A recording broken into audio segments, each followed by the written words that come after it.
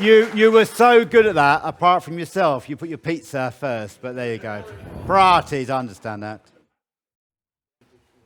Good evening, Derek. Good evening. Welcome to Gasoline Juice. This is Talksteer's production of an interview with a motorsport personality.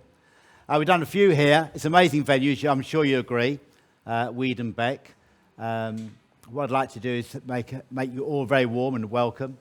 And we have a driver here of some repute, a very special guest indeed. And he probably doesn't need an introduction, but we'll give him one. Ex-BRDSB president, 150 Grand Prix, thereabouts, under his belt. Double world champion, Le Mans champion, and perhaps more recently, and what we're talking about right now, is the author of an amazing book called Never Look Back. Please put your hands together and invite here Derek Warwick.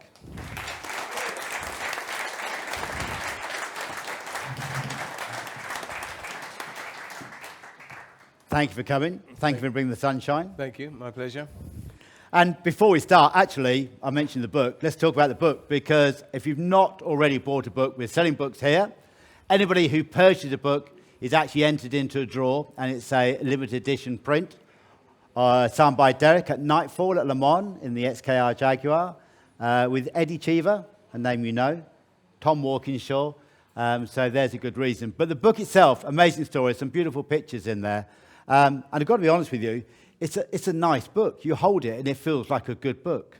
Did you enjoy writing it? Yeah, I mean, I think I need to explain how the book came, because I got cancer I got cancer in 2015, and for the first time in my life, I felt vulnerable. I felt, I've had many accidents in a Grand Prix car, and never even broken now. I've been such a lucky person. But then when I got the cancer, I felt very vulnerable, and I felt that I've had so many amazing people in my life help me through motorsport, from karting just for 1 year, but from stock cars to super stocks, Formula 2 super stocks, Formula 4, Formula 3. And the amazing people that I had bring me through that journey, I wanted to get it down in a book so that I've got 3 grandsons, and obviously they go on to have children and so on and so forth. I wanted them to remember who Uncle Stan was, who my father was, Bill Bridges, and the incredible people that took me through this journey. And that's really where it started. I went to a publisher and said, I want 100 books, I'll pay for them, and I was going to just give them to friends and family. When they read the story, they then paid me, and that's where we are today. That's why we've got the book, and I'm sat here kind of promoting it, but not really. So I just wanted to give a bit of background there, because it all started off just as something for my family, but it came more than that. I'm very proud of the book. I'm very proud of the way that it's turned out. I had a ghostwriter called David Tremaine, who's a very famous book writer and journalist in Formula 1.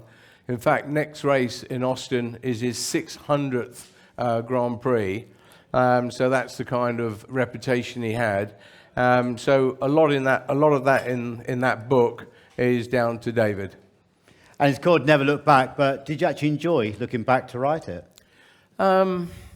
Yeah. I really did. It makes you proud of the journey you've been on. You can't believe sometimes that you were welding Warwick trailers, bending metal, spraying trailers in Orsford. So you go from being a welder, if you like, to a Grand Prix driver. It's a fairly big step, and it was an amazing journey, actually. And when I look back and look at all the things I've done and all the cars I've driven and everything else, I'm proud. You mentioned there, where you started, if we start at the beginning, a very unconventional start in motorsport career, stock cars, super stocks.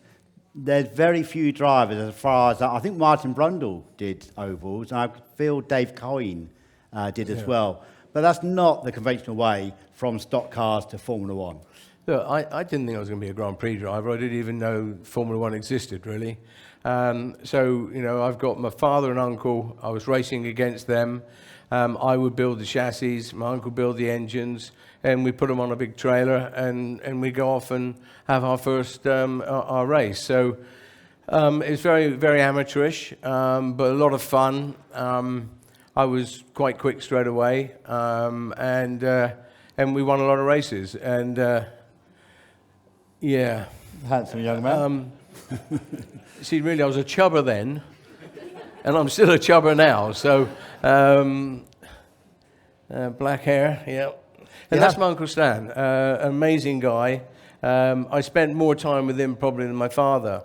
And that's in the Superstock days. That was just before the World Final when I won the World Championship. And by the way, if you want to break into my briefcase, get into my safe, unset my alarm, any combination of 221, and you're in it. Okay, so it's a number I raced with for 1,000 races, and then my little brother took over that number, and my little brother took over that number as well. So, yeah.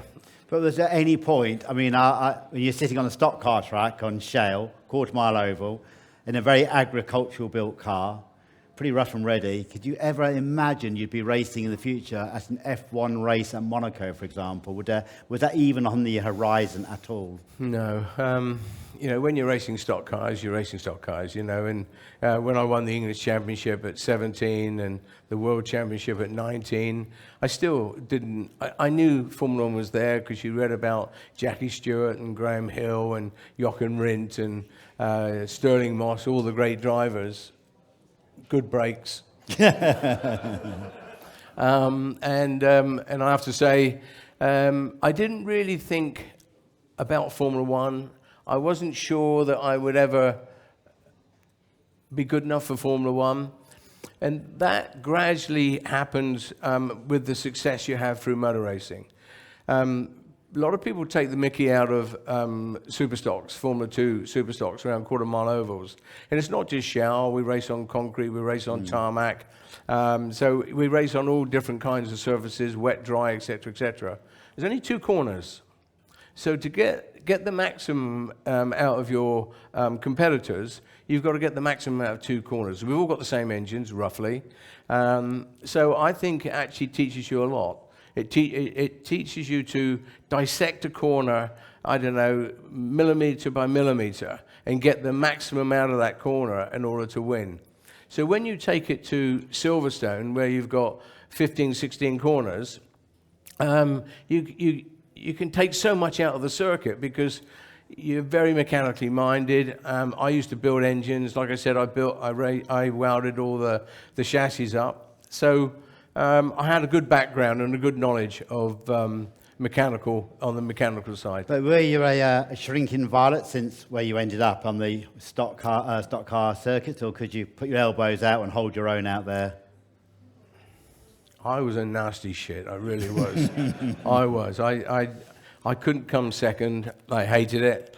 When I first started, when I was 16 in Superstocks, I was 3 foot nothing. And as you can imagine, it was a really rough and tumble kind of sport. A lot of fights. You know, people would burn cars out when you fell out on the track. And of course, being young and aggressive and wanting to win, you cause a lot of aggravation out on the circuit. So many times I would come in and I'd sit in the car, I'd put my visor down, tighten my straps when I came in, not when I went out, when I came in, because there'd be people rolling over my bonnet, punching and hitting everybody else and swearing and everything else. And then eventually it would die down. I get out and work on the car. I was far too precious to fight. And major success. You actually became Superstocks World Champion at the age of 19, I believe. Yeah, well, it took a while because when I first started, like I say, I was aggressive. And there was 3 Reading drivers, Tony May, Jeff Goddard, and Alan Freebody. And they were the tough boys. You know, you knew you had a race when you had those 3 in the race. But this Tony May, when I was a white top starts to the front, yellow, blue, red, superstars. I was a white top. I led 9 races. On the last lap, last corner, Tony May put me in the barrier. So on the 10th lap, I'm at Aldershot, and he puts me in the barrier.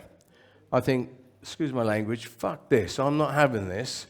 I backed out, drove round, because you used to have to take the checkered flag and then you do a lap of honour.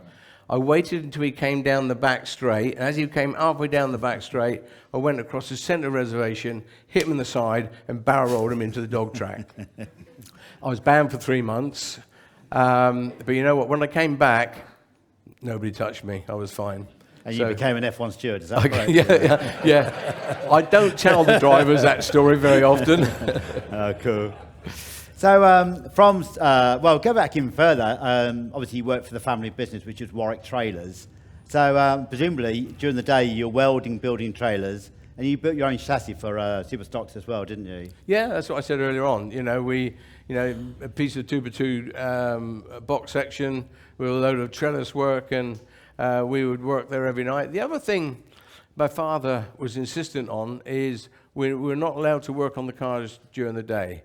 You had to be there at 7 o'clock in the morning, and you finished at 5:30 in the afternoon. Then you could work on the race cars. And even through Formula Ford and Formula 3, I had the same situation. So when Lance Stroll comes here, it's going to be so different. His story, isn't it? It's going to be so different. Yeah. Which jet shall I take? Yeah. So from Superstar, I wouldn't say it is a progression, but Formula Ford, you said circuit racing. How did you find out about it? Because you're in your own world there. How did you find out about Formula Ford? Lucky, my Uncle Stan.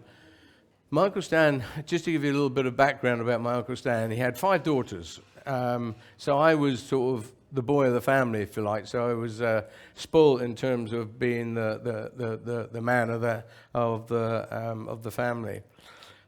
So he wrote off 8 brand new Jaguars. He flew aeroplanes, aerobatic aeroplanes. He flew under one of the bridges on the Thames. I don't know which one. Banned for 6 months. And he found out about Thruxton, and he used to fly helicopters as well. So he went to Andover on the Saturday and saw Jeff Lees. I don't know if anybody knows Jeff Lees. He was a Formula Ford driver from, it was 74. And he ended up coming and picked me up and said, boy, you've got to come and see this.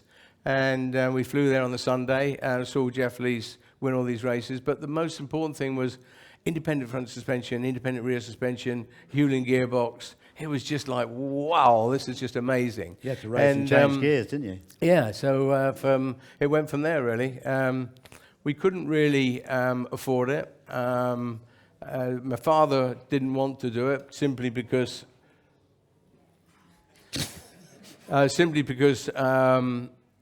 he wanted his boy to run Warwick Trailers, which I was doing, and race stock cars. Yeah. So he had no further ambitions than that. It was Uncle Stan that pushed me to the next level all the time. I think, having read some of the story about Uncle Stan, I think we all need an Uncle Stan in our life.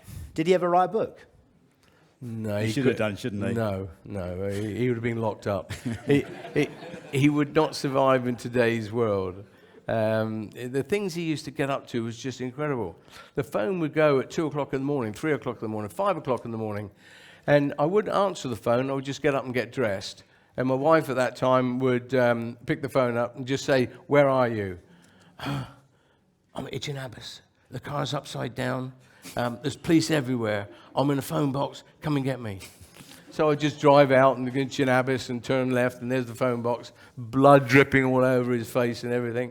And open the boot, put him in the boot, and went back to my place, and that's where he hid until the next day. Remember, we're talking a long time ago. I mean, obviously you wouldn't get away with it today, and nor would I allow that sort of thing to happen today. You have to set a good example. Yeah, set a good example. Yeah, it's a cracking Formula single-seater Formula Ford. It's certainly a good, proper entry into motorsport. That's Nigel Mansell's car in the foyer there. Did you race against Nigel? Nigel Mansell? Never heard of him. No. No, he was a little bit behind me, but he's older than me, but he was racing sort of a year or two behind me all the time. So I never come across Nigel really, not until a little bit Formula 2, and Right, then okay. and then Formula 1. So, yeah, it was Formula 4 was great because you go to the Formula Ford Festival at Brands Hatch at the end of the year. There'll be 250 cars there, and it was a real challenge. And it was, I think I started 63 races in '76 and won 33. So we had a great year. We had a great car. And again, I was lucky. I will use the word lucky a lot tonight because my whole career was set up on luck. Getting chances, getting a chance to do something, and then getting it and exploiting it 100%, getting the maximum out of it. And that's really my whole career was built on that. And you were still attending races as a man and a van with the car on the trailer, basically. It wasn't a works team at that point in Formula Ford. I had 3 mechanics. Yeah. One was a diesel fitter, one was a carpenter, and the other was a Handy. plumber. Right. Not one of them could change the Hewling gearbox all the way through Formula Ford, 75, 76, Formula 3, 77, 78. They couldn't change it. I was the one changing the gears. But they were great guys. They came every night and worked on the car. Came to every weekend when we were racing. They were all there. They're always there for me. So we were a great little team, but a private team racing against the works team like Project 4 with Ron Dennis, Nelson Piquet, and people like that. So again, I think we punched well above our weight. We were lucky in as much as we seemed to pick the right cars. Well, in the early part of my year, I didn't do that very well afterwards. But the early part of my year with the Hawkdale 15 and then the RT1 route was great. Can you still do Hewland gear ratios? Do you reckon you can still do it now? No. Even then, I used to take them one gear at a time. Yeah. One gear at a time. One gear at a time. Is that the gear we're changing? Put that back in there. One gear at a time. One gear at a time. If you've never done it, it's exactly the same I'd race Formula 4. It's like a Christmas tree, isn't Exactly. it? So we knocked them over, then you're fucked. You couldn't do it that good. You mentioned 1976. Well, the World Championship in 1976 was won by James Hunt, who took motorsport from the back page to the front page, the centre page. Was he inspirational in any way? Did you meet him at that period? No, but he was in all the papers. Like you said, he was in the front, back, middle. And I remember we were racing at Mallory Park in '76, and on the way up there, we pulled in a lay-by. It was 5 laps to go or something, because obviously it was in Japan. And we just listened to every single lap. We just listened, and he became a hero of everybody because he was so different to your standard race drivers. So. Yeah, he was kind of a hero of mine. Never really met him. Did a bit of commentary work with him when he went into the box with Mudley Talker. And then unfortunately he passed away. Yeah, far too young, didn't he? Yeah. So from Formula Ford, we say unconventional with Superstocks, but very conventional is Formula 3, which was your next step. But I'm interested to know when you met Les Thacker. And for those who don't know, Les Thacker certainly helped you in your early days, well, throughout your career, really, with motorsport sponsorship. And I'm very intrigued to know because Les Thacker was actually an uncle of mine, and he worked for BP, as did my father, who went for the same job. And at the time, I was racing karts. And Les got the job doing motorsport sponsorship. My dad didn't. And I kind of think my dad did. You'd be interviewing me now. I'd be a different career. Now, Les, I wouldn't be in Formula 1 without Les Thacker. We started putting VF7 in '78, and then he helped me in '79, which was a disaster. And then '80 came with the Works Tolman. I thought after my season in '79 I was finished. I think I had 2 points finishes all year. The car was a real shitbox, and we just couldn't do nothing with it. So it was a disaster. And then the end of '79, everything went quiet. The phone went quiet. I would ring everybody. Nobody wanted to talk to me. It was really finished. And then I get a phone call from BP House, from Les Thacker, for a meeting up in London. So I remember sat in the reception thinking, oh, this is not good. This is, to say goodbye. And then I got called by the receptionist, and she took me up to the 150th floor or whatever. And I went into this room, and there was Rory Byrne, Les Thacker, Alex Allcridge, Ted Tolman, Roger Silman, all the key personnel of the Tolman. Yeah. And announced that me and Stephen South were going to drive the Works F2 for Tolman for 1980.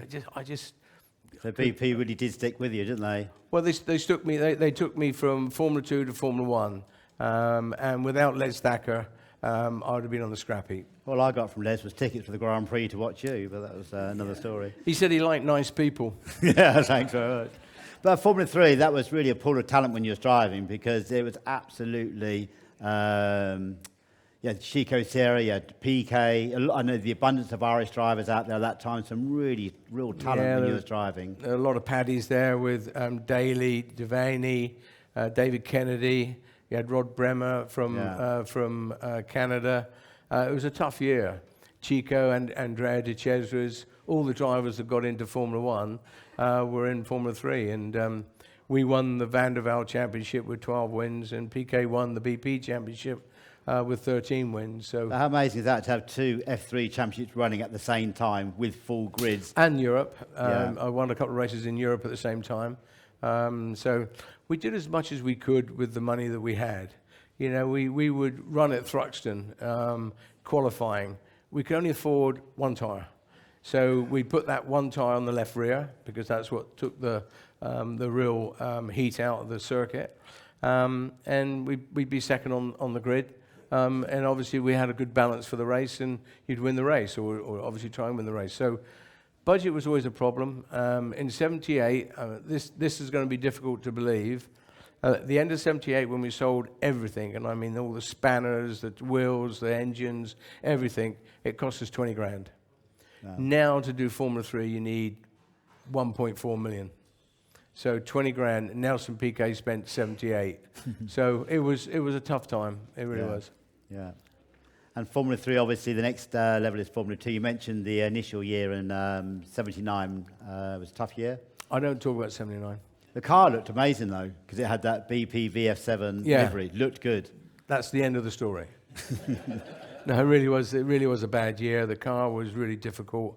We bought a bit of a dead squib there. And like I say, it nearly wrecked my career. So I was lucky again to survive that year. And like we said just now, it was because of Les. But interesting enough, though, although you struggled that year, Stephen South won the F3 Championship that year with BP VF7 with the same livery, didn't he, on his March? And I thought the car would look stunning. But the two of you were meant to then race the Tolman in Formula 2, in the European Formula 2 series. Stephen made a bad decision. I feel sorry for Stephen, because he went off and tested a McLaren, which any of us would, if you're going to get. I was going to ask, if you'd had that phone call, would you have done the same thing? I would have done it differently. I would have gone to Alex Allcridge and Ted Tolman and said, look, I've got this opportunity, will you let me? But he went and did it secretly. It really pissed off Ted and Alex, and they fired him on the spot and brought in a guy that taught me so much in Formula 1, Brian Henton. Super quick, a real monster of a guy. He was a liar. He was devious.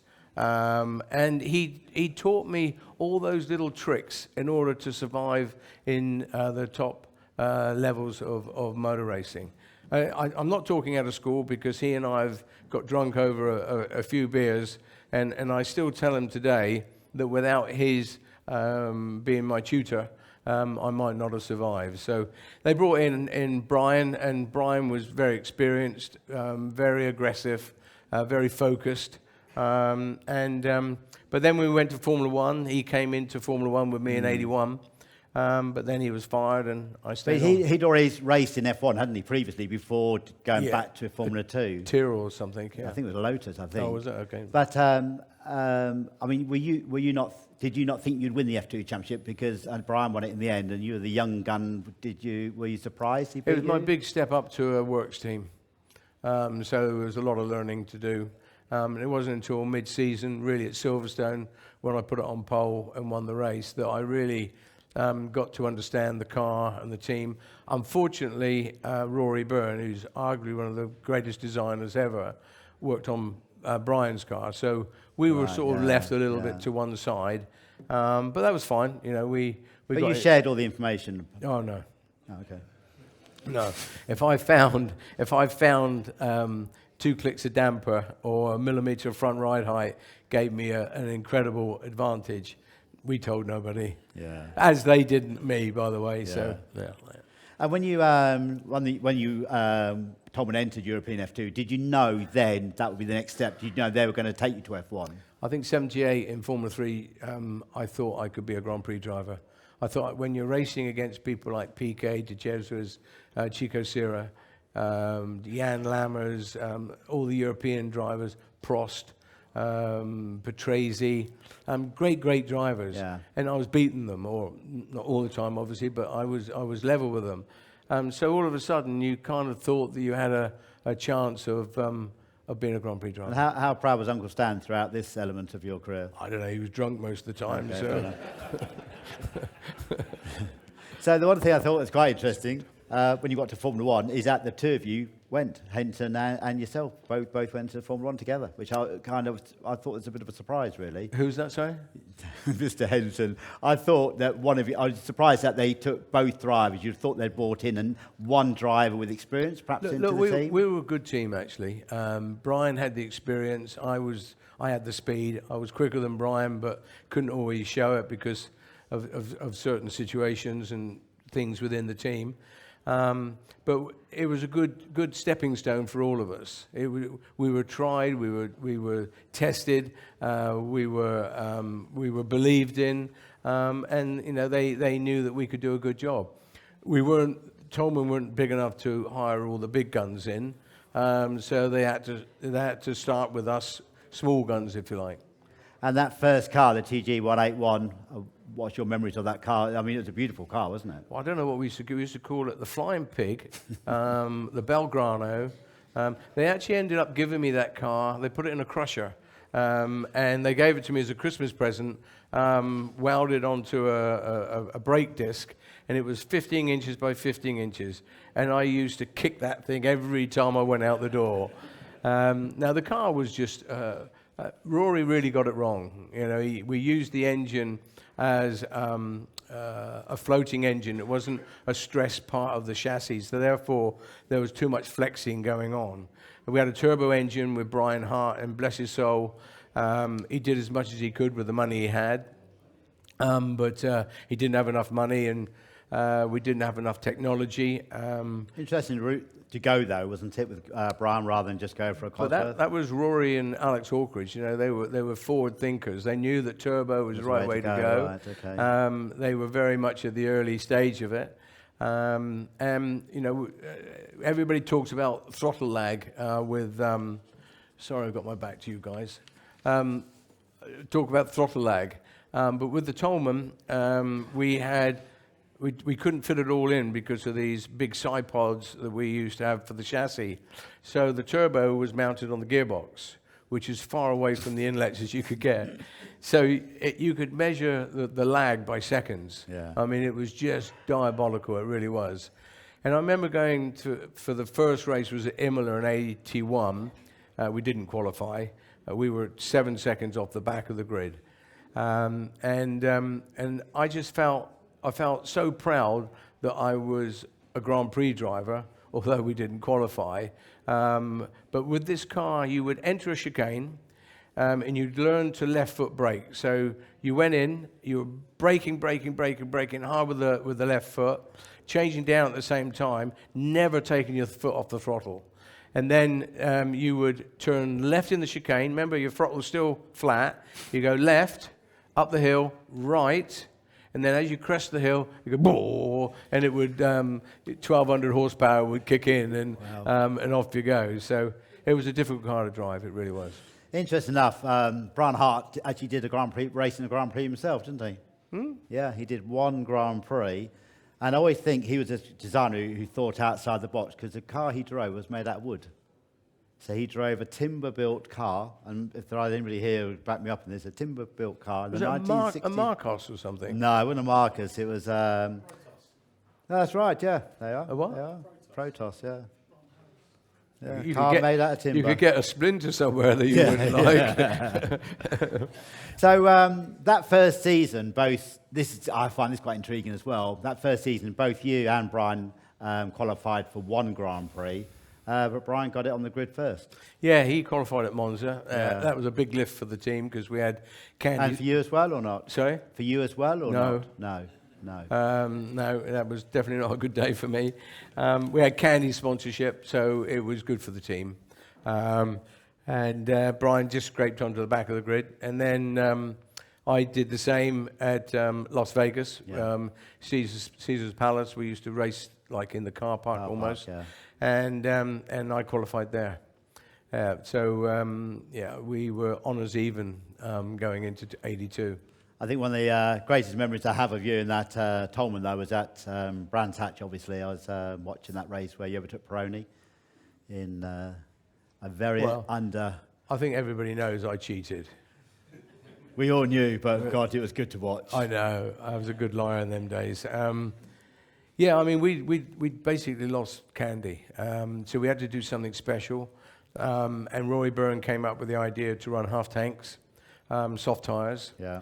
And I think we were the leaders of fuel stops because 2 races after that, Brabham came out with a fuel stop, and they would do two races within a race with fuel. Yeah. So I think we were the first people to do that. But when you're racing, you're only concentrating on yourself. You're only concentrating on the road in front of you, the people around you, etc., etc.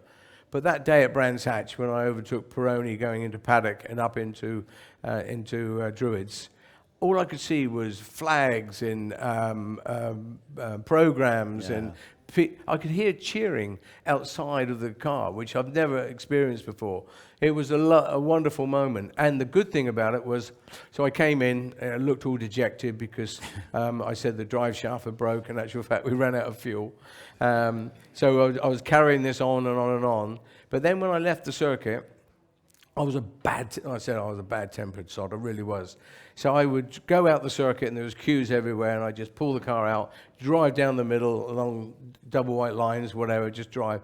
And of course, all of a sudden, I see these blue lights come behind me, pull to one side.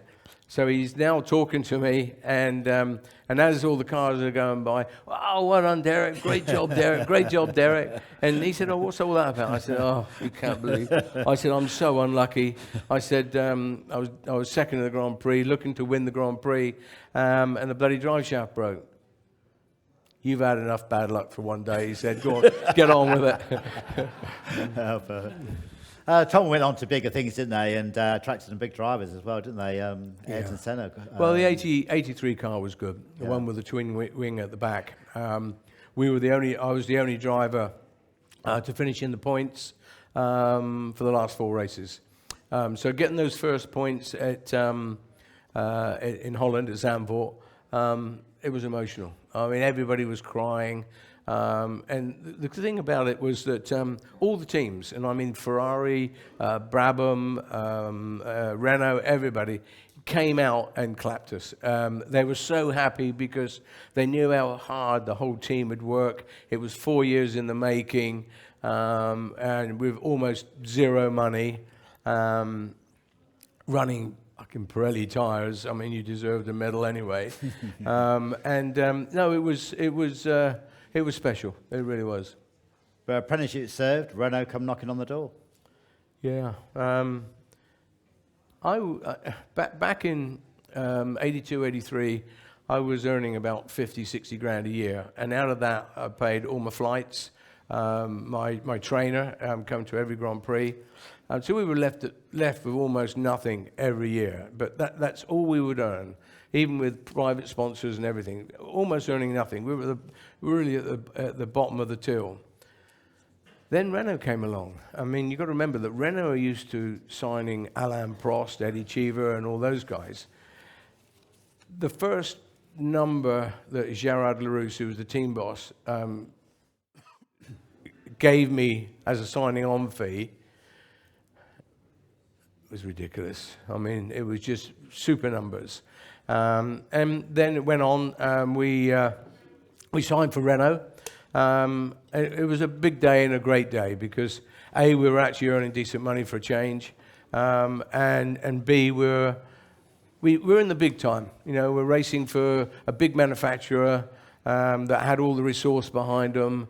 We had a sort of a very makeshift simulator where we would run the engine, and yeah, it felt good. And Did you accept the first figure, or did you try and get a bit more? No, I was a good bragger. I really was. Yeah, but Michael Stan taught me. No, I didn't. But yeah, it definitely put me on the map in terms of credibility, but also the potential winning races. Yeah. We didn't, but the potential winning Very races. close, very close to Renault. Yeah. You got close a little bit later on in your career, but very close. With Yeah, we Renault. led the first Grand Prix, then had a suspension failure, 6 laps from the end.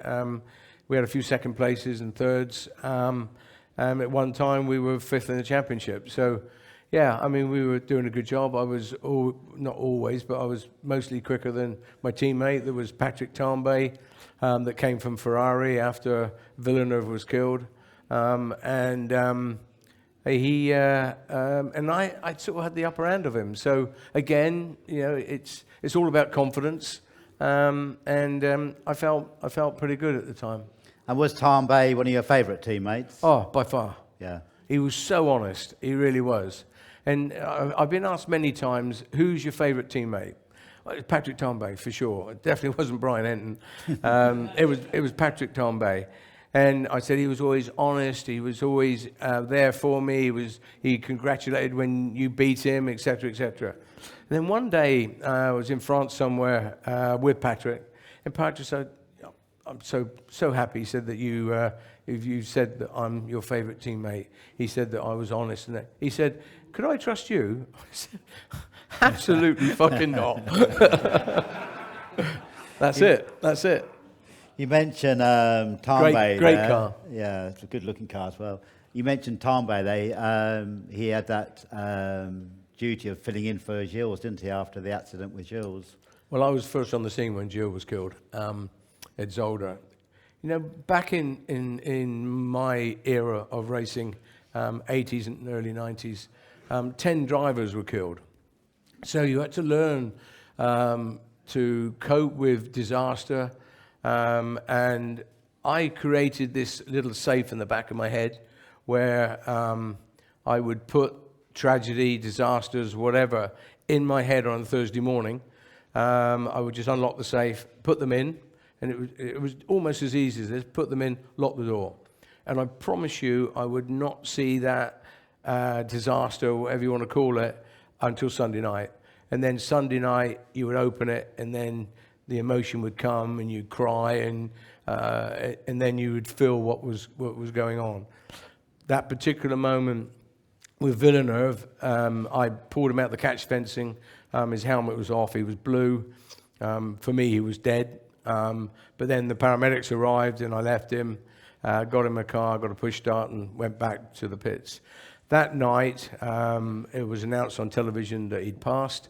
And of course, we all went to bed early, and everybody was obviously sad. Next morning, I've now put him into my safe. Next morning, I get up, have a shower, get my overalls on, etc., etc. And my wife said, "What are you doing?" I said, "It's race day." And to this day, she didn't understand that I could be so cold to get back in that car and race past that incident for the whole race.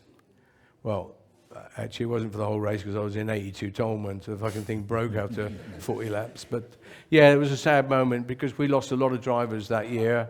Peroni had the big accident. Massive one. Depay was killed. Yeah. And You had a couple of large ones yourself, Derek. Sorry? You had a couple of large ones yourself. Yeah. I mean, again, that's where I use the word lucky. You know, I've not broken now in a Grand Prix car, so I was lucky. We had Martin Donnelly here not long ago, and obviously he had a huge one at Jerez. I believe you was on the scene there pretty quick as well, weren't you? Well, funny enough, it happened at the back of the pit, so I was out of my car, and then you always know when there's a big accident because there's a hush. there is not a movement, there is not a noise, there's nothing, because everybody's holding their breath. For somebody, they know that something big has happened. I ran, jumped over the barrier, and went to Martin, who's had this complete mangled body in the middle of the track. Excuse me, sorry. And when I got there, I looked into his helmet, and he was gone as well, a bit like I saw with Gilles. And next thing I know is I'm pushed to one side, and we had a guy called Prof. Watkins. Prof. Watkins was just the most amazing trauma doctor in the world, and he came to all our races. He arrived and normally undoes the strap very softly, pulls off the helmet very softly. Are you okay? You know, then asks you all the right questions. As soon as he saw Martin, it was like a bulldozer. He cut his helmet, ripped his helmet off, straightened his body, and then started beating his chest, because he obviously was dead, beating his chest to get him back alive. And then you had to carry that back to the garage. Yeah. And that was tough, but also the bravest thing I've ever done in a race car, because that night we thought he'd died. He was alive, obviously. They kept him alive, but there's no way he was going to make it. So I was with family and friends, and we discussed it, and we said, right, not going to race. The Lotus that year was another shitbox. It was really a bad car. And so the next day I arrived at the circuit. Journalists, photographers, cameramen were all around me to see what I was going to do. I wouldn't talk to nobody until I went into the garage. I went into the garage, and I realized that all my mechanics had been up all night building this special titanium plate at the front of the monocoque, and waiting for me. But remember, I've decided I'm not racing. So I shooed all the bosses out, all the sponsors, everybody except my mechanics and my engineer, because they're the guys I really trusted. Yeah. And I said, right, guys, so they showed me what they'd done. I put my head down in the cockpit and looked at what they'd done, and obviously it looked fantastic. I said, is this gonna work? Is this gonna break? 1,000,000%, Derek, this will not break. The rest of the car might, but this won't break. And I changed my mind, and I thought the guys who worked all night, it was worth a risk. So, and that very first flying lap through that same flat right-hand corner that Martin had his accident, I was flat. And I still, to this day, think it's the bravest thing I've ever done, or most stupid. Look at it. I mean, you actually qualified pretty well in that race as well, didn't you? Yeah. You did very well in that race. I shouldn't really dwell on it, but everybody knows of the crash you had at Monza as well. And Martin was actually behind you in that one, wasn't he? Yes, he was. Yeah. At Monza, anybody that's seen it, I flipped over, ran back for the spare car. Mum didn't talk to me for about a month after that. But I often hear people say their life flashed before them. And I thought, what a load of crap that is. I promise you, if I never get off this stool, I've now got too close to the Leighton house in front of me. I'm understeering off, got into the gravel. I'm now doing probably 175 through Parabolica, and as I'm going to the barrier, because I know it's going to be a big one, all these little millisecond images of the people that mean so much to you came through. I promise you that's what happened. And then, of course, I hit the barrier, and the rest is history. But I think another thing that is quite significant is, I think from the time I hit the barrier to eventually went all the way down the track upside down, and eventually stopped. And when it stopped, from when I hit the barrier to when it stopped, it was like 6.5 seconds. In that time, remember, I'm upside down, so my head's hitting the tarmac. I'm thinking, that hurts. I know what, I'll lift my head up. So I lifted my head up. I thought, right, okay, turn the engine off, because I knew the engine's upside down. I don't want to break it. Turn the engine off. Took the steering wheel off, because I knew that when this thing stopped, I want to get out of it. So in all that time, everything's slow. Everything's in slow motion. Yeah. I had loads of time to turn it off, take that out, think about what I'm going to do, and then as I get out the car after it stopped, I see the red flag. And in them days, we had a spare car, and I knew that if it was a red flag before the end of the first lap, you had 15 minutes to get in the spare car and get out. And of course, that's what I did. And maybe I shouldn't have done, but I did. You're certainly going through a tough time then, and there was other tough periods, perhaps making the wrong decision with Williams as well, very well documented. You were the first choice. You're winding me up, aren't you? Yeah, no, I don't, and that's why the title of my book is Never Look Back, because I've never looked back. Yes, did I make the wrong move in '85? I was offered the Williams drive. I could have taken it. I decided to stay with Renault for '85. Nigel jumps in the Williams in '85 and obviously wins 6 Grand Prix that year. Could I have done that? I don't know. 7. Sorry? You'd have had 7. I would have had 7. Yeah, you'd won 7, but... I like this guy. But success came, didn't it? Because touring cars beckoned. Sorry, not touring cars, sports cars, world sports cars. And you achieved great success in that, at that period. I love sports cars. When I missed the Lotus drive with Ayrton for '86 season, I drove for Tom Walkinshaw in the Works Jaguar, and it was a great time. A different attitude, a different mentality. Whereas I'm quite a selfish person. When I want to do something, it's my terms, it's what I do. And it's one of those things that you learn to do. But when you're racing sports cars, you share. I'm not very good at sharing. But I have to say, I really enjoyed it. It was a different way of driving with a teammate. And then in '91, obviously, I drove for Tom again. A little Ross Brawn XJR 14. One of the quickest sports cars I've ever driven. Very pretty car, wasn't it? Yeah, it was a pleasure to drive, and I missed the World Championship in '86 by 1 point, and then I got disqualified at Silverstone in '91.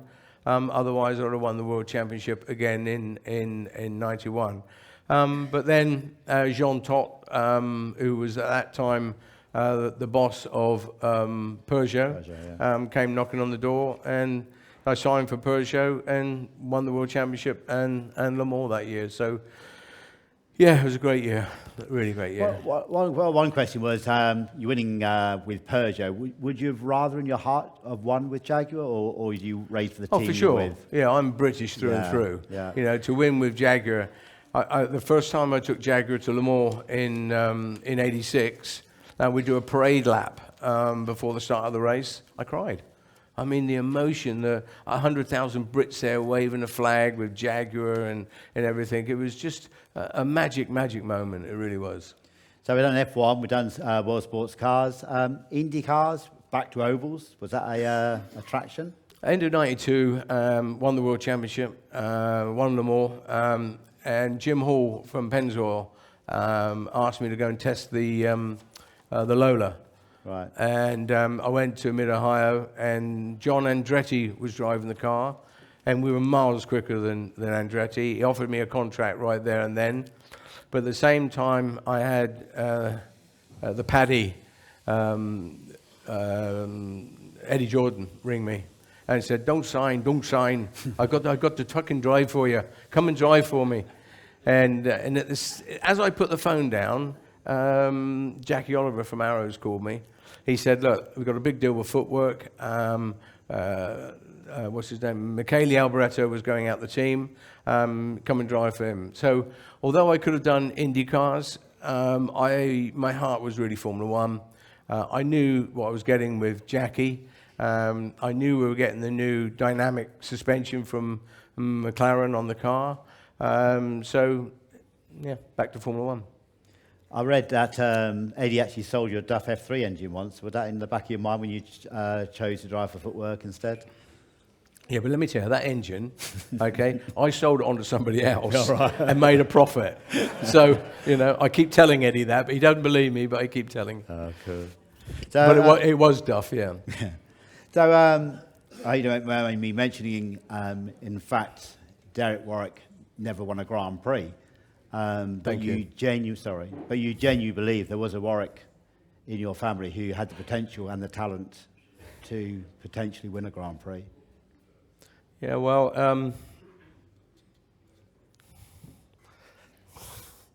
Sorry, Derek.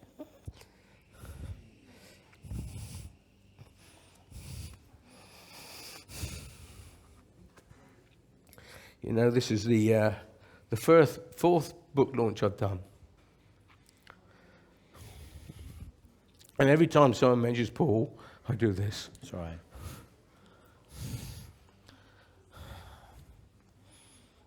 Just give me a second. You know, Paul was special. He was super quick, good-looking bugger, very fit. I spent a lot of time with him.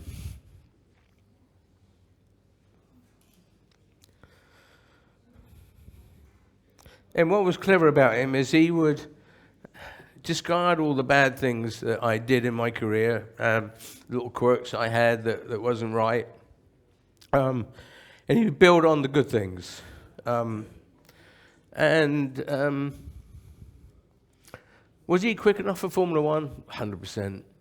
Did he dominate 3,000 in 91? Too right he did. Yeah. You know, he won every race. He had pole position in every race bar one. He broke 5 lap records, and he ended up winning the championship posthumously. And I have to say that the last round, before that, after Paul had died, I kept the money in the team and put Jason Elliott in the car. And the reason behind that was to try and take points away from everybody else, so Paul could be the champion.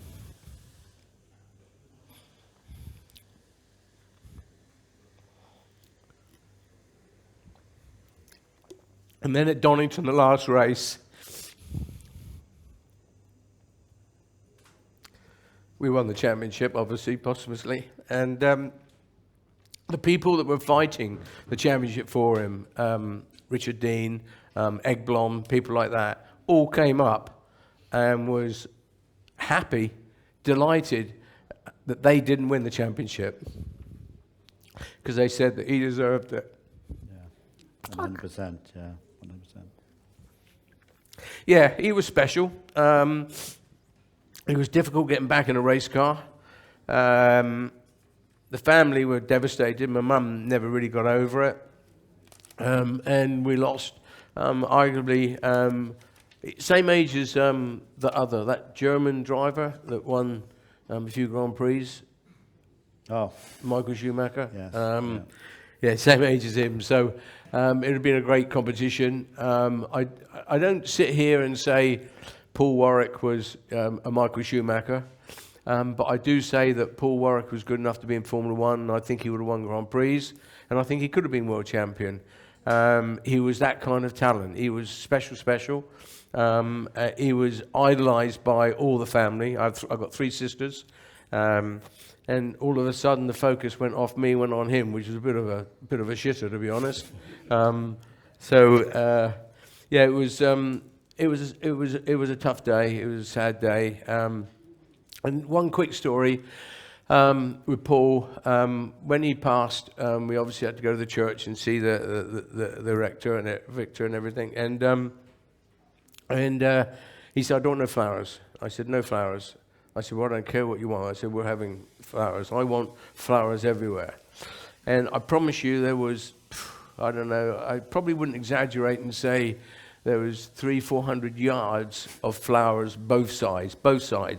From Senna, from Bernie Eccleston, from Ron Dennis, from everybody. And we had the service, and obviously we buried him, and we went back to a hotel called the Swan. And a little bit later, Mum grabbed me to one side. She said, "Oh, I want to go back up to the grave." And Mum and I went up to the grave, and the vicar came. And he was crying, and he said, "I've never been emotional at a funeral or a wedding or whatever." He said, "But this brought me to tears." And he said, "I am so glad that you went against my wishes and had the flowers, because it made such a statement in Orsford, which is where we come from. So that was nice. And nice the fact that there were so many people from motorsport that remembered it. His name's not forgotten by any stretch. Absolutely not. And that's 33 years ago, and I'm still fucking crying. Circuits at that point. Yeah, please.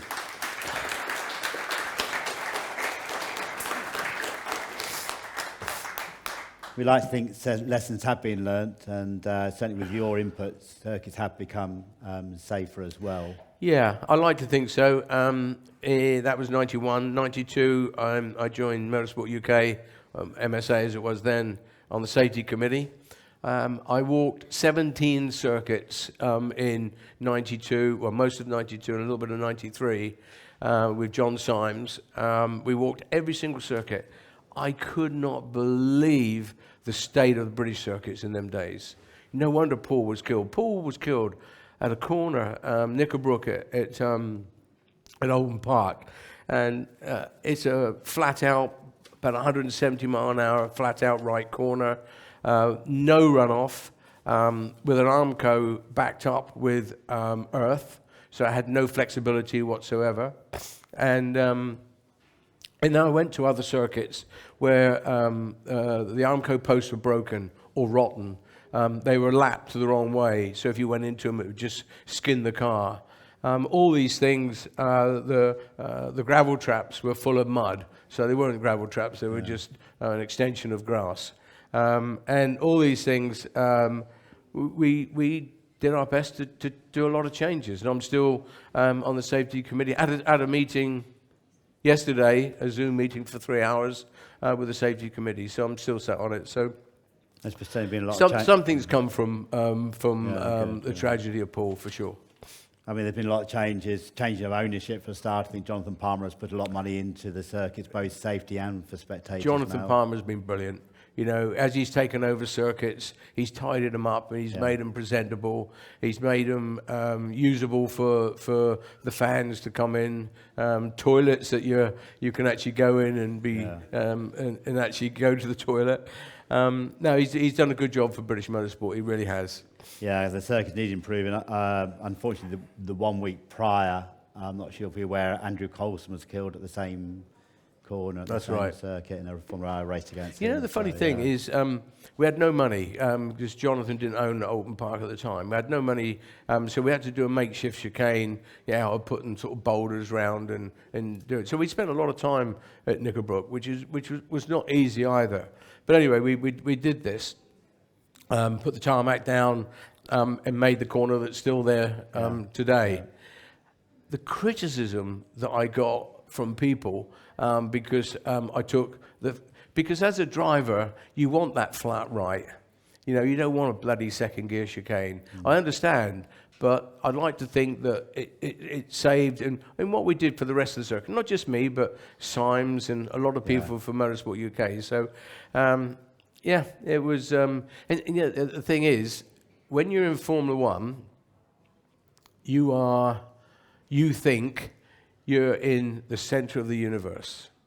You're in the center of the universe. Everybody's looking at you. Everybody's, you know, watching Formula One, watching Derek Warwick or whatever. When you step outside of Formula One, you realize it's a pin. Mm-hmm. It's a pin in the world stage, you know. It was a good leveler for me as well. Before we do have a break, and then the second half, we'll be inviting questions from the audience. A name you mentioned then, and I'd like you to just remind us of your first meeting with him, Michael Schumacher. I mean, he's got all our credibility because, you know, he's done some bad things. Rasgas, parking it at Rasgas, taken off Villeneuve for the World Championship or trying to. So his credibility is a little bit tarnished. But he won 100 Grand Prix. Well, I'm particularly thinking of your first run-in with him in the sports cars. I'm getting on to that. My point is that, you know, he's a great champion to be respected. So in 91, it was my first time back after Paul's accident with Jaguar. And I'm driving for Jaguar at Nürburgring. with a good mate of mine, David Brabham, and I go out, put it on pole, and then Michael goes out, put it on pole, then Fabi put it on pole, Michael goes back out, misses pole, he's on his second lap, but he's really just showboating because the tyres are gone, they're only good for one lap. I see him coming, and a bit of a professional foul, I got out of his way, but not quite, made him go round me a little bit, and as I come out of the back corner, and I didn't know this was Michael, I just knew it was a Mercedes. He cut across my Jaguar and took the left front wheel off and the front nose. So I'm now hobbling back to the pits on three wheels, steam coming out of my ears. I get into the pits. My Jaguar team guys, because I'm on the radio, are saying, that wasn't very nice, in different language.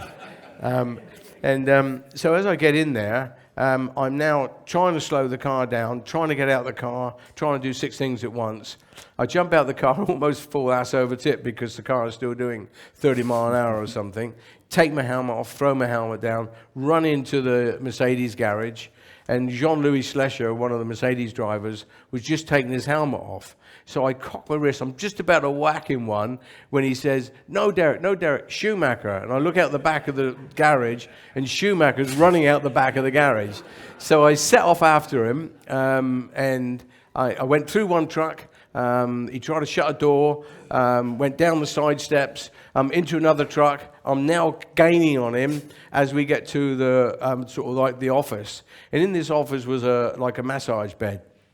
And he tries to slam the door on me, and I stick my foot, barge it at the same time, open it up, and I've got him now over this massage table, trying to beat the shit out of him. And another one of his teammates, Joachim Mass, I don't know whether anybody knows, he's just a beautiful, beautiful guy, but he's as strong as an ox. He pulled me off, and everything calmed down. But ADAC, who's the German federation, said to Michael that he couldn't race unless he apologized to me. You know, it wasn't a matter of getting a 10-second penalty. He had to apologize. And everybody was waiting, and it was like an hour before the race, and ADAC was not going to let him race. Eventually, his team manhandled him down, and this was a bad character of Michael. He never looked me in the eyes. He knew that I'd just come from the death of my little brother literally 2 weeks before, and he mumbled something that was good enough for everybody to say that was sorry, but it sounded like nothing, and I won the race. Yes. And I won the race. But just one very quick thing. Without David Brabham, I wouldn't have got out. I wouldn't have got through that race. He was marvelous. I don't mean in the car. I mean out of the car. Oh, cool. He protected me from the cameras, from the journalists, from everybody else, because everybody wanted me to break down. Everybody wanted me to not be able to do it, because obviously they all wanted Michael to win. But, yeah. I think it might be a good point just to have a break, in actual fact. Just to remind you, we have books available here, and I think some of you would like your book signed by Derek. I can sign it as well if you like. It'll probably bring the value down slightly. If you purchase a book, we're entering all the names into the draw, and there's a signed print. It's an Alan Ferney print. It's called Nightfall. You probably know it, to the XJR at Le Mans. Signed by Eddie Cheever and Tom Walkinshaw, and it's already signed by yourself, so you don't need to sign the little that. girl, the young girl that was trying to flog me, Pip, that, yeah. She said, "Are you here for the Warwick talk?" So I'm quite famous, really, you know. I hope she charged you, that's all I can say. Yeah, give Derek a round of applause. We'll regroup. Thank you. Well done.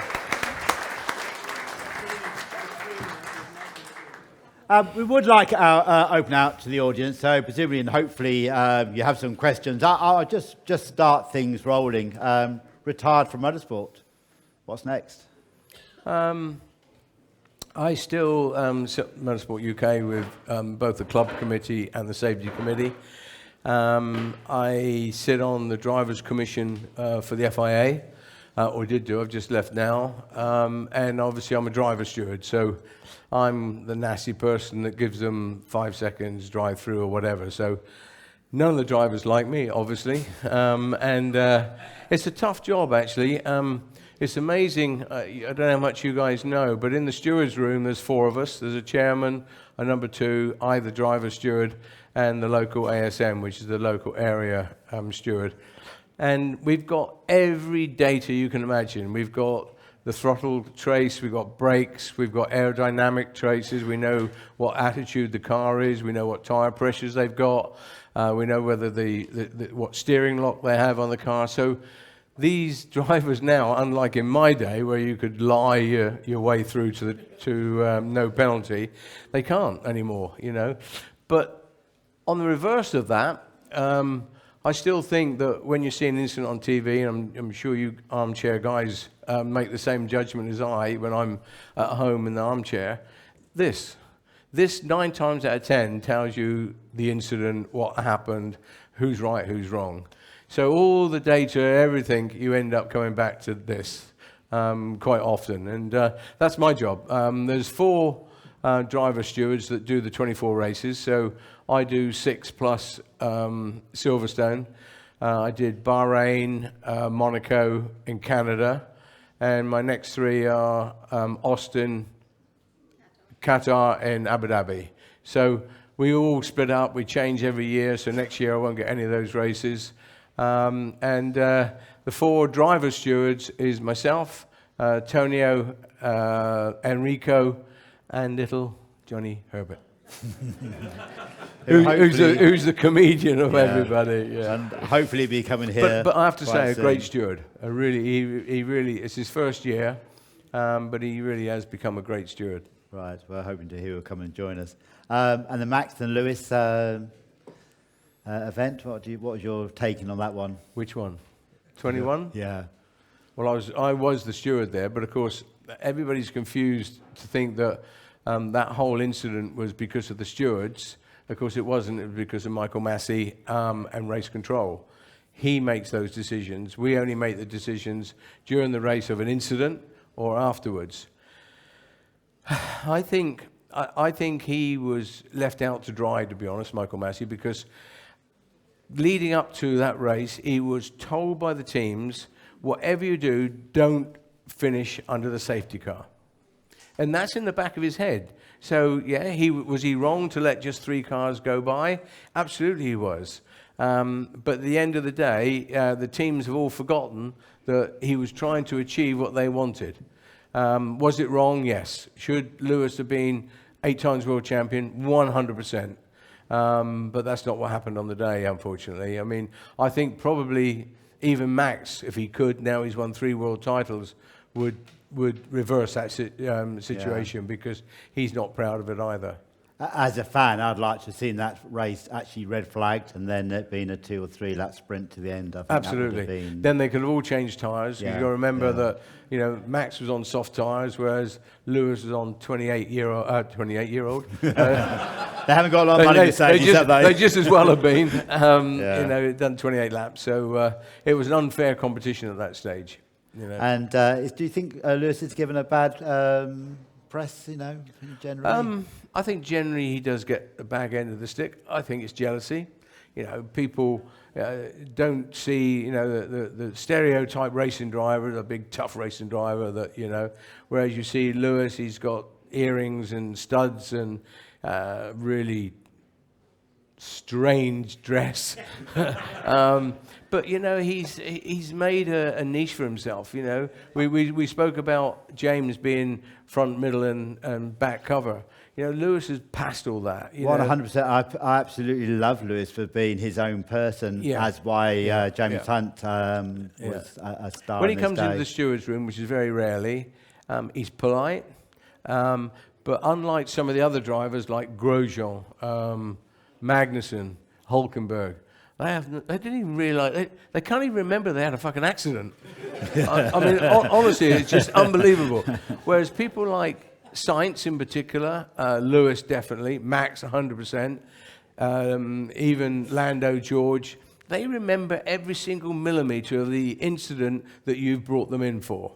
They can take you through every single bit, you know, and I think, you know, he does get the wrong end of the stick because Lewis is fundamentally a nice guy, but, you know, he's a superstar. You know, he's 100 4 or 5 Grand Prix.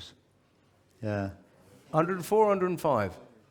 105, isn't it now? Yeah, 105. 7 times world champion. That's legend, isn't it? He's a Absolute legend. total legend. Yeah, he's going to go down as arguably the best. And do you have I mean, do you go out with any of the drivers for a meal? They don't invite me out.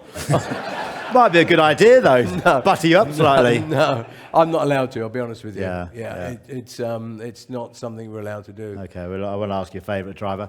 Guys, anybody have a question? If you've got a question, can you let me know? Put a hand up. I've got quite a few more questions I can ask, but I'm sure there are. Yes. If you just hold on 1 second, I think there'll be a sound stick coming your direction. Come on.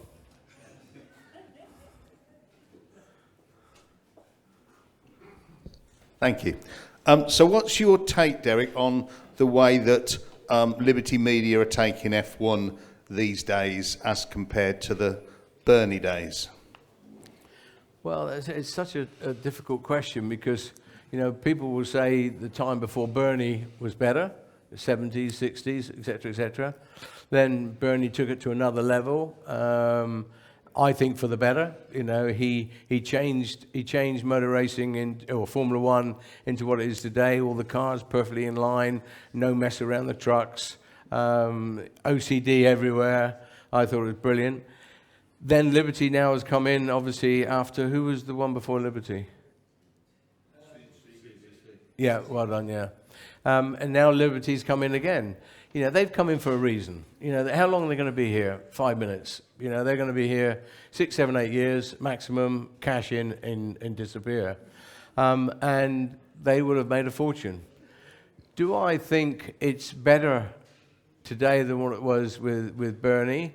Racing today is actually bloody good. But some of that's down to the FIA, not Liberty.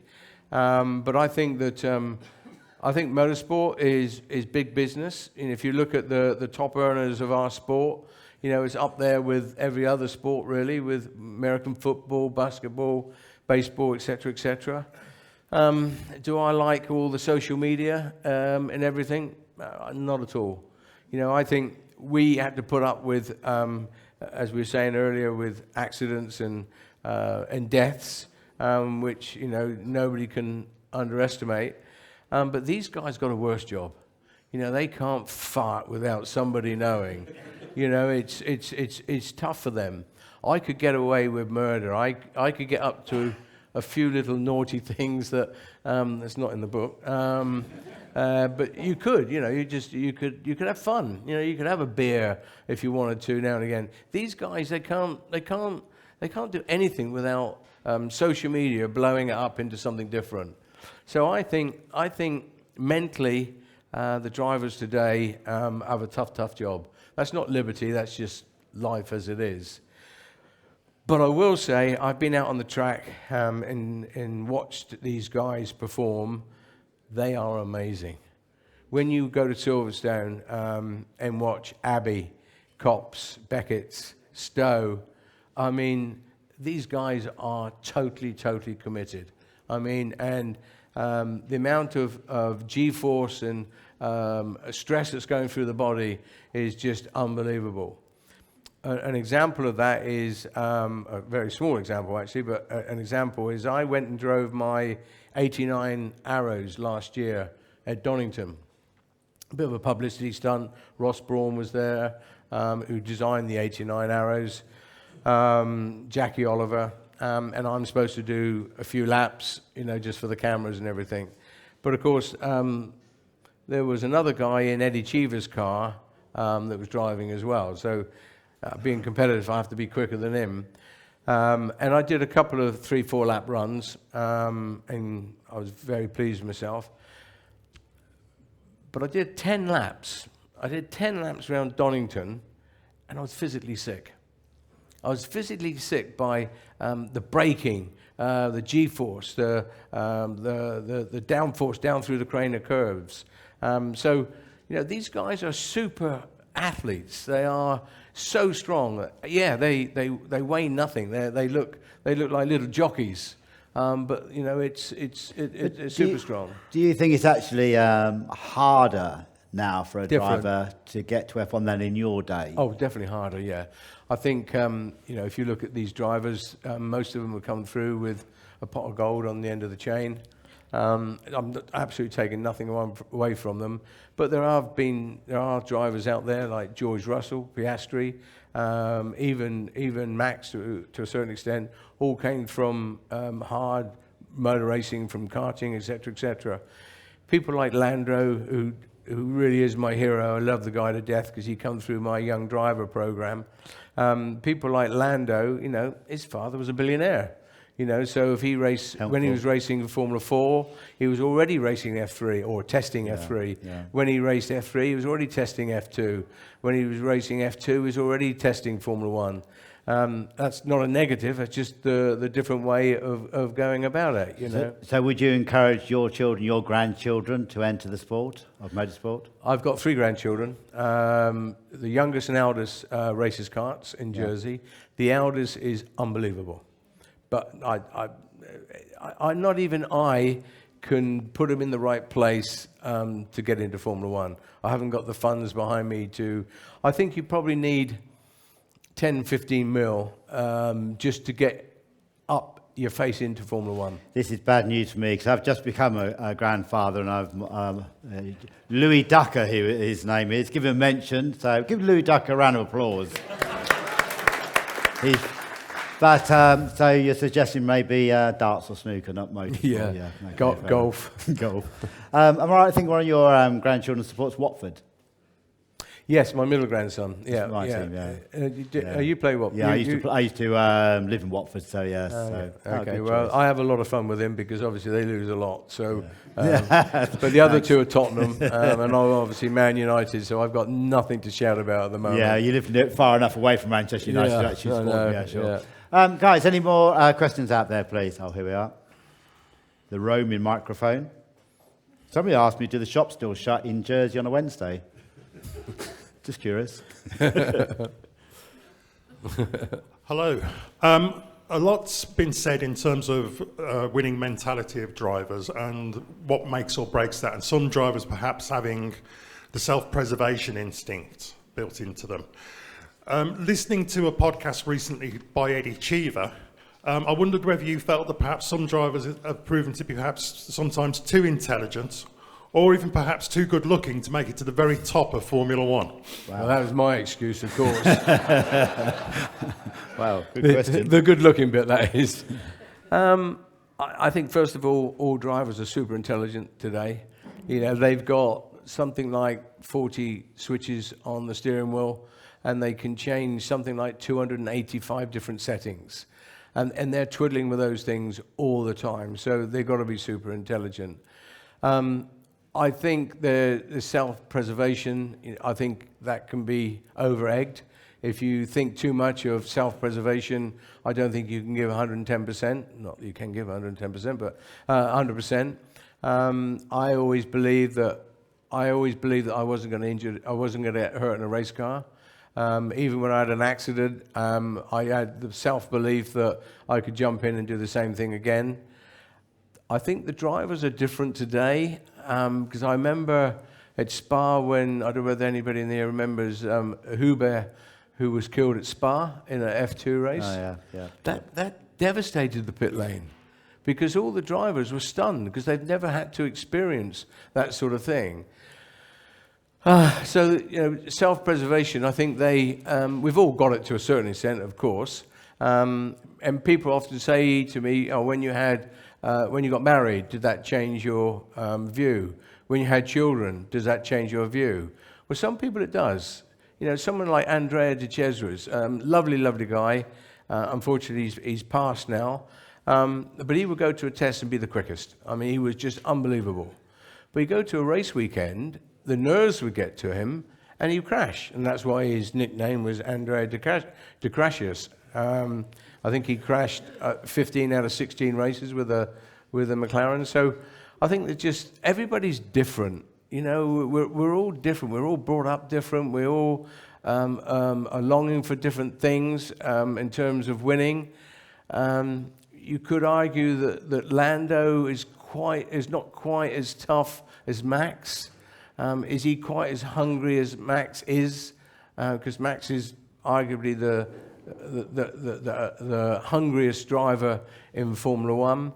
But he's super quick. You know, Lando is my hero because he is so good, as is George, as is Albon. All three of them come through my young driver program, so I know them very, very well.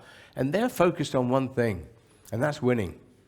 You know, maybe they get to it a different way than Max does, and probably a few people in this room won't agree with the way that Max does it.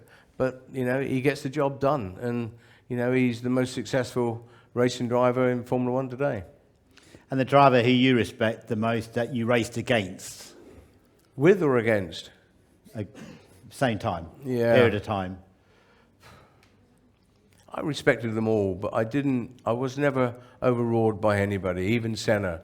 The only difference with Senna is he had that godlike way about him. You know, if you were in a driver's briefing and Prost came in late, you know, nobody would even turn a head.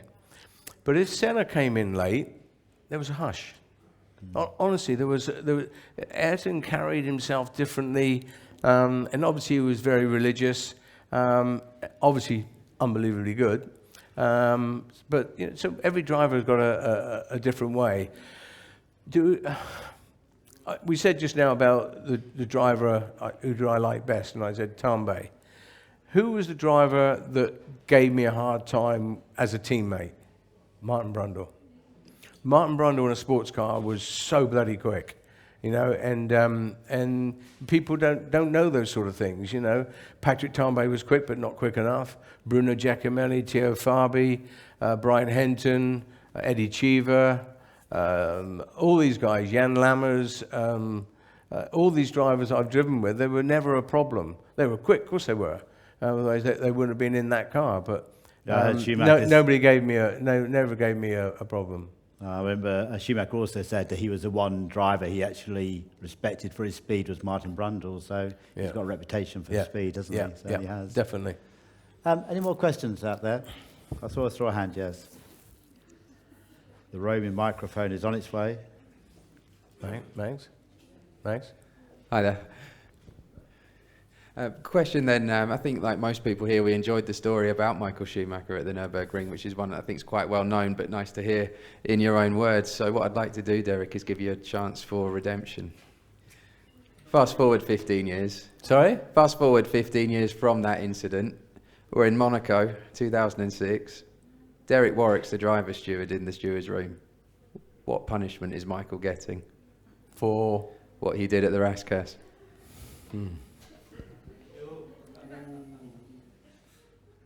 For me, it was obvious. I wasn't there, obviously, that day, but for me, it was obvious what he did.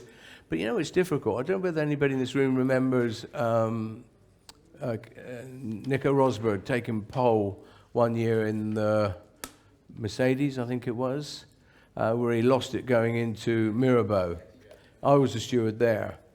Mate, I analysed everything on that car, his brake, his turn-in, everything. And we decided not to penalise him. You know, there's 4 stewards, remember, so it wasn't just me, it was everybody. I regret that day.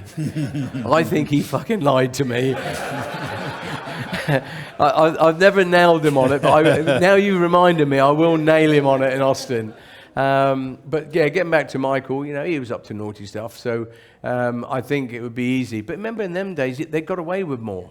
You know, today, 100% he would have been hung. 100%. So that was a naughty thing. The same as the Villeneuve thing when he tried to take Villeneuve off to win the World Championship. And that's the dark side of Michael. You know, it's all cost. You know, and I put Max in the same bracket. Definitely as good, if not better, as aggressive, and would do anything to win. You know, we saw in 21 such a bad year, but the way that Max was driving against Lewis in 21, for me, was totally wrong. He would just throw the car up on the inside and just, in his head, say, right, okay, Lewis, just sort this accident out for me. And Lewis 9 times out of 10 would. And it was only at Silverstone, if we all remember, going into Copse, which, by the way, I don't blame Lewis for, because I think Lewis was backing out at the same time because he knew that this idiot on the left was going to turn in no matter what. And that's exactly what he did, you know, and he got the punishment I think he deserved. But of course he got 10-second penalty, Lewis, and went on and won the Grand Prix. But didn't Senna say if you don't go for the gap, you're no longer racing? Exactly. Yeah. Yeah, and that's true, of course, you know. But it's funny, you know, with memories. I can remember all these things. I can remember every race I did. I can remember every bump on a circuit, every curb. I raced once at the Nordschleife, Nürburgring. So I did one lap in qualifying, in the rain, snow, dry, everything. I didn't know what tyre to put on. Qualified 14th or 15th or something, and finished second in the race. So I've done a total of 8 laps there, 7 laps in the race, and 1 lap in qualifying. I can remember every corner. I could close my eyes and take you through every single corner, and I've only done 7 laps there. Because that's the level you have to be in order to be in Formula One and try to be at the top of your sport. Yet, I can't remember what I did yesterday. Is that true or not? Yeah. Any more questions out there? Oh, here we are. Right, moving forwards. Of all the disciplines you've raced, stock cars, Formula cars, sports cars, touring cars, which one did you enjoy the most and which one did you least enjoy? Definitely Formula One. Yeah, making it into Formula One is special. You know, I've driven lots of great sports cars, won a lot of great sports car races. It's not the same level as Formula One. It's just not. It's just not. It just really isn't. I just did with Kevin Turner my top 10 greatest races. I don't know exactly what that means, but that's the title. And I so much wanted to put the World Championship in Superstocks as my number 1. And of course, he said, no, I just can't do it, Derek. And we put it number 3 or something. But, you know, winning the World Championship as a 19-year-old, the English Championship as a 17-year-old, when you had nothing in your head except running Warwick trailers and racing Superstocks, that was a great moment for me, you know, and it's something I will take for the rest of my life. But being a Formula One driver, I remember I won the World Championship in '92 with Peugeot and Le Mans, and as I said, I did the test with Indy cars. But at the same time, I came back and tested the Arrows at Estoril at the end of '92. 3 laps. 3 laps, and my head fell off. 3 laps, and I'd raced all year with Peugeot. We used to go to a Paul Ricard and just race it until it broke. That could be 36 hours, 48 hours, whatever. And there'd be 6 of us drivers there just taking turns, driving through the night, through the day, through the night, continuously. So I was as fit as you could be. Get into a Grand Prix car, 3 laps. And in the end, I had a time ahead to the side of the side of the cockpit to stop my head falling off through that long right-hander leading onto the pit straight. Yeah, Formula One. On that note, from that, what's the biggest shitbox you ever drove? Oh, I had loads of them. I know, as well. Fucking hell. 79 March, Formula 2. Good, look good though. Good. I don't care. 79 March. 82 Belgrano, 81 Flying Pig, Vauxhall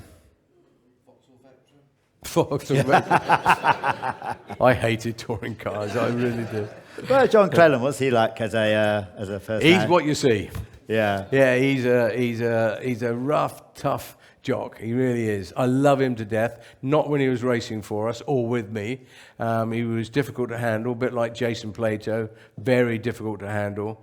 But I love John. You know, he tells you as it is. You know, and we still speak every 2 or 3 weeks. He just had a new hip put in. So yeah, we talk quite a lot. And we actually quite like each other now, which we never did. But going back to the cars, 86, when 85 I got pushed out of the Lotus at the last minute by Senna.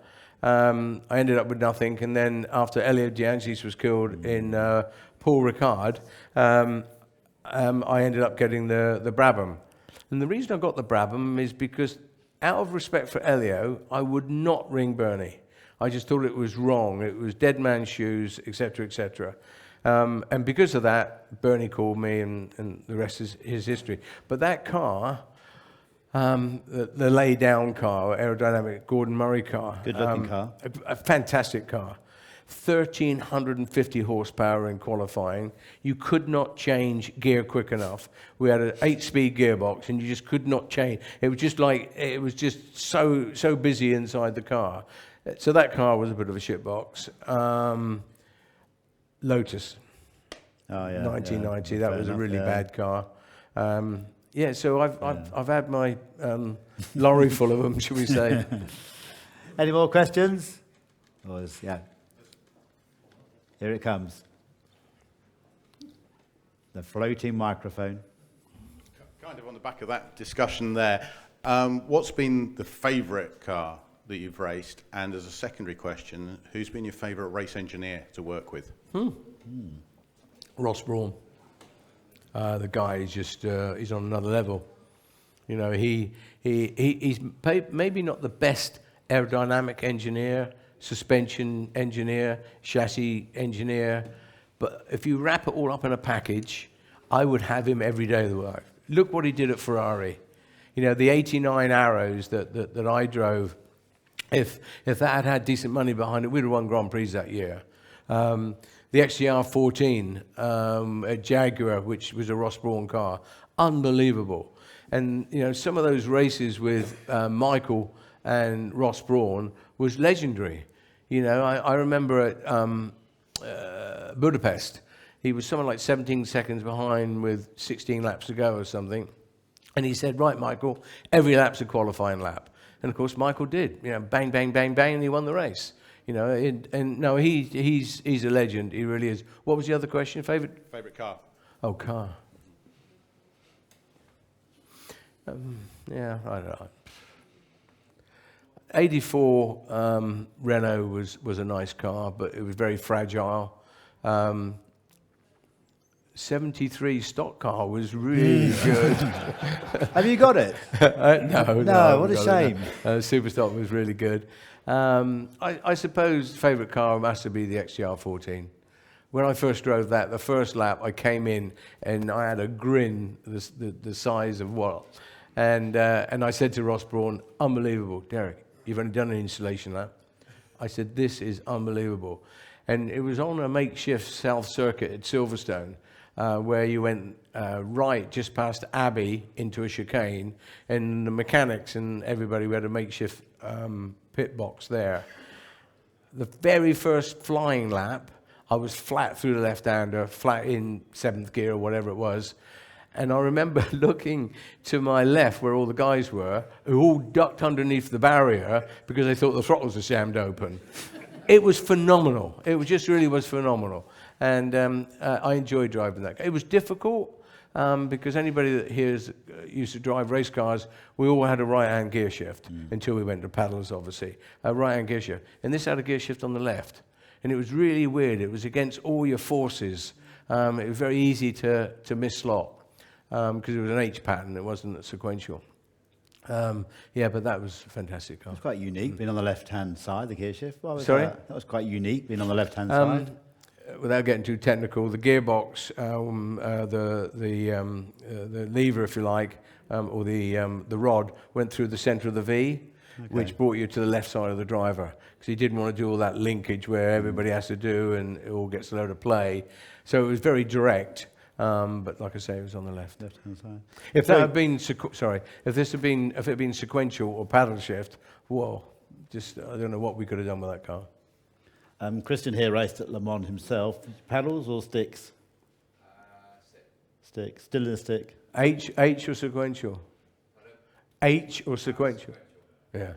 It's just another world. I went from, and that was the other thing, when I drove the 89 Arrows, I got in there thinking, sequential gearbox, dead easy. It wasn't, it was like an H pattern. I didn't even remember that. But when you go from H pattern to sequential, it's so much easier, isn't it? And then when you go from sequential to paddle shift, you've driven paddle shift, I presume. I mean, it's like a third easier. Yeah. Because your hands are on there all the time. You think at Monaco driving a H pattern, something like 5,000 gear changes, your hand's never off the gear shift. Yeah. You're just on all the time. Some of that in-car footage is quite amazing when you see it. Yeah, especially with Ayrton it is, yeah. Are there any more questions or? Yep, sorry. Oh, I've got a couple here. I'm quite curious while we get the mics coming over. We talk about favourite cars. What about favourite food, favourite place to eat? Pasta. Pasta. For a racing driver, it's always pasta. Pasta. Sadly, I remember a lot of things written in Autosport.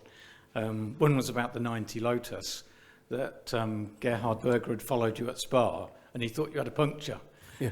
The car used to do this on the straight. I mean, it was just unbelievable. But the question I've got is going back to 86. So you were put with Eddie Cheever in the Jaguar. Yeah. And I'd read that you never liked him.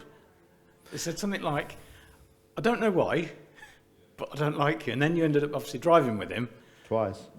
Both out in the Jaguar and then in Arrows as a teammate. Yeah, I was with Eddie for 4 years. Yeah. And we had definitely a love-hate relationship.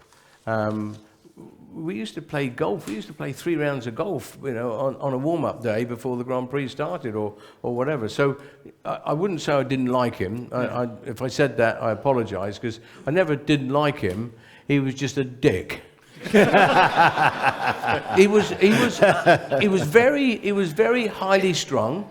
He come from a very wealthy family, and he worried about what you just said. He worried about what you said. He worried about what you said. He worried about what people thought of him, and it would affect his performance. I could get inside his head in 2 seconds. If he started getting a little bit quick, Eddie, slow down, And I remember qualifying in Monaco, that 89 Braun car. I put it on the 3rd row, 6th quickest. And 2 things happened that day. The race before, Gerhard Berger crashed at Tamburello in the Ferrari and burnt all his hands, and he couldn't race. And he was watching on the exit of Casino, and he watched my qualifying, and he came down, and as he passed me, he'd say, "You want to act your fucking age." He said, unbelievable, you want to act your fucking age. With Eddie at Monaco, 89, same year as what I was just talking about, I was on a better lap. We had 1 lap qualifiers in them days, and I got just the exit Casino, just coming out of that last corner before Rascasse, and Eddie's in the middle of the circuit, right in the fucking middle. So off the brake, off the throttle, and I go by, I go, what the fuck? And he goes, "Oh, fuck you." All right? Don't do that to me, Eddie. So I hit him and put him in the barrier. All right? Here I am, a driver steward. I mean, it's good. Fucking hell. If somebody listened to me now, I literally put him in the barrier. And anyway, my car was fine, came round, went into the pits because my lap was done because the tyres were done, parked up. And as I got out, Ross come and said, "Oh, what happened to Eddie?" I said, "I don't know, but if you look over my right shoulder, he's probably climbing over the debris fence." He was furious. We didn't speak to each other for probably 6 races. And I think we were at Phoenix, and we both were going to USF&G sponsors evening. I'm in the lift, obviously facing the doors, and Eddie comes in the lift, looks at me, turns around, puts his back to me. Oh, fucking idiot. And he starts giggling. I start giggling. He turned around, gave me a hug, and we were fine for the rest of the time. It was just as quick as that. He was quite a stubborn guy, and he was very highly strung. And like I said earlier on this thing, he cared about what people said about them. And if they said something bad about them, he wouldn't talk to the journalist or anybody. But I had 4 years with him, and I loved the guy to death. When Paul died, he was the first person to ring me. Fucking hell.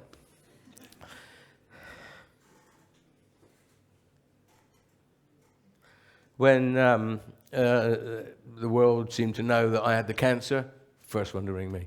That's not somebody I don't like. That's someone that might not liked at the time a little bit, but no, he's a good guy. Yeah.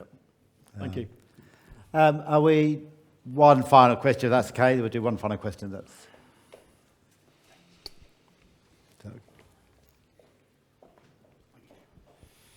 Yeah, Derek, I could ask you lots of questions, but one's come to mind. It's a bit of a personal question on the level of that it wasn't a race that was broadcast on the TV, but it was at a critical time in your career when you were in that last season at Tolman. And as I remember it, in the run-up to the replacement European GP at Brands, there was a twin ticket offer, and you got, I think it was a one-off seat with John Fitzpatrick in a Porsche 962. Ah, okay, Yeah. I'm with you now. Now, for me, I don't know where you were in that career momentum in terms of transitioning from Tolman to taking up the Renault offer. But I personally had seen all the promise, but like that day, you trounced the Rothmans Works Porsches in 6 hours of downpour, and I was like, do you feel that played a significant part in triggering where you went to Renault? I think they all make little differences, you know. I agreed to drive that J. David car at Brands with John Fitzpatrick, and wasn't being paid. I brought a couple of little sponsors that paid me peanuts, and I got there, and I think we put ourselves on the second, third row. I can't remember, but then it rained. We were on the right tyres. We were on Goodyears. They were on Michelins, I think. And I lapped everybody up to Jackie X in the first stint. I was right behind him when the stint was over. I was bursting for a pee, okay? So I'd already loosened all my belts off because John was getting in the car next. So as I'm coming in, John comes on the radio and says, "You're staying in, you're staying in." "No, John, I've got to get out. I need a pee." "I don't care. Piss in the car. I don't care. I am not getting in that car." And I spoke to him afterwards, and I said, "Why do you want to get in the car?" "What? You get up to second place, and I'm going to get in the car and make myself look stupid." But in fact, he didn't. Actually, in the race, he was quick on pace. And a real gentleman, because he won, for winning that race, he won £3,300. He gave 10% to the mechanics, 300 quid. And at the end of the race, we were sat having a beer over at the Kentagon, and he gave me this little brown envelope. And I said, "What's this, John?" He said, just a little thank you. And of course, you don't like to open it. He gave me 1,500 quid. He gave me half the prize money. He didn't need to. That wasn't the deal, whatever. But he so much enjoyed what we did. We just rubbed the Porsche's noses in it that day, and we were on the right tyres, the right car, the right situation. And I was at the top of my form too. It was a great day, great day. Do you think that actually did that play like a significant tipping point to you joining Renault? Yeah, but I think so, because I think a lot of people were looking at that race at sports cars in them days, because Rothmans brought a lot of PR with them, and you know, we were so dominant that day that you'd be foolish not to think, well, what's going on here? And obviously, my double stint was not bad, and all these little things. It's the same as when you make a mistake. You know, they're also the little things, the reason why people don't call you, don't want you in the team if you make too many mistakes. And, you know, there's a lot of drivers. Andrea, you know, the only reason Andrea de Cesare's got the drive is because of Marlboro money. Otherwise, he did too much damage. It works both ways. Thank you. And just going around like a full circle now and coming back home as such. It started with Warwick Trailers. The business was sold, but I believe the business, is there a possibility of you buying the business back, Warwick Trailers? Well, when Dad had enough, we sold it to my brother-in-law, who made a massive success. And then we sold the plot where they was originally built in Orsford to a retirement home. And then he carried on running and made it even better. Then he sold it literally about 5 years ago to K2, I think it is, and they've just gone bust. So we might be buying it back. We don't know might see the Warwick Trailers on a Back to race Warwick car Trailers, again, yeah, with your exactly. grandson racing. Oh, my maybe? grandson, that'd be cool. How cool would that be? Yeah. Guys, this has been an amazing evening. I hope you've enjoyed Derek's company.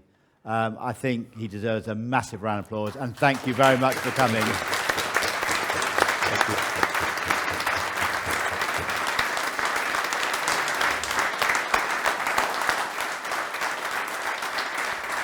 Thank you, Derek. Thank you. Hopefully we'll be back at Gasoline Juice in the very near future. Thank you very much indeed. Thank everybody for coming. I really enjoyed the evening. I'm sorry about the tears, but it gets to me every time. Thanks for coming. It's 10 o'clock at night. So I've had a great evening. I've really enjoyed it. Thank you very much. Thank you very much indeed. And I hope to see you again soon. Thank you. Cheers.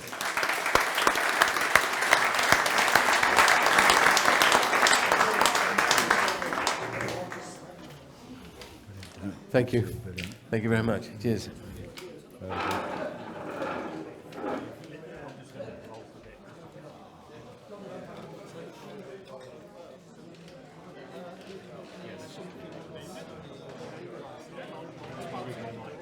Absolutely brilliant show. Been to these several times now. This was one of the best, and I will be coming to the next one because I really enjoy it. Martin's a fantastic host.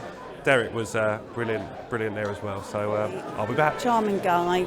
Got loads of information, loads of insights about the races, the fact that he can remember absolutely every single race that he's ever done by the millimetre. You know, it's a completely different era when he was doing all the racing compared to these days. Could have spoken and asked a load of questions actually because it is so different.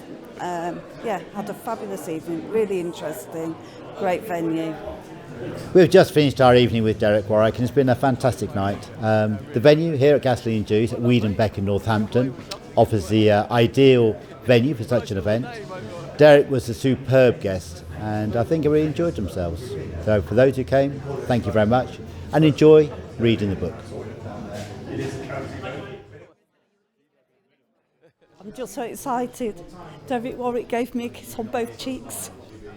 Don't think I'll wash again.